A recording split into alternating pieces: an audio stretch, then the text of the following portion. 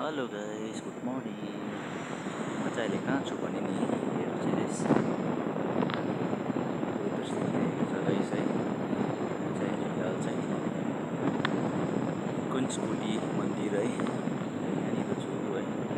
त्यो प्रणामी कुञ्चकुटी मन्दिर है, तपाईँहरूले यहाँनिर आएर चाहिँ भिजिट गर्नु सक्नुहुनेछ। यहाँनिर चाहिँ अब कालिम्पोङमा पानीहरूको सप्लाई गरिन्छ है।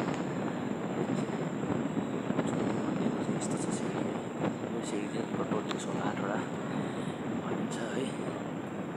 म चाहिँ तपाईँलाई यहाँसम्म देखाइरहेको छु है। बसिरहेको अवस्था है। कुञ्चकुटी मन्दिर चाहिँ माथि छ।